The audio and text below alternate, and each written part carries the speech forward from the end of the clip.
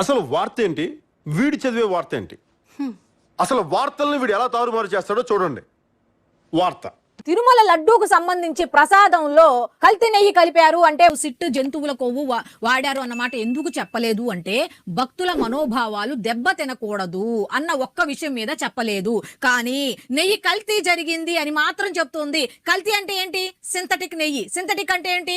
Chemicals అంటే రసాయనాలు. రసాయనాలు ఎక్కడి నుంచి వస్తాయి? జంతువుల కొవ్వుల నుండే తయారు చేస్తారు. కల్తీ నెయ్యి అనే మాట తెరపైకి వచ్చింది. ఒక్కడంటే ఒక్కడు కూడా జంతువుల కొవ్వుపై ఇప్పుడు నోరు మెదపడం లేదు. అంతా కల్తీ నెయ్యి అంటూ 100 అడుగులు వెనక్కేసి మాట్లాడుతున్నారు.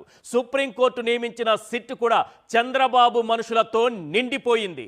సృష్టించిన కల్తీ నెయ్యికి ఆధారాలు లేకపోవడంతో ఇప్పుడు 1000 అడుగులు వెనక్కి వెళ్ళి రసాయనాలతో తయారు చేసిన నెయ్యి అంటున్నారు. జంతువుల కొవ్వు ఏమైపోయిందో నారా ఫ్యామిలీ సమాధానం చెప్పదు. సనాతని నోరు మెదపడు.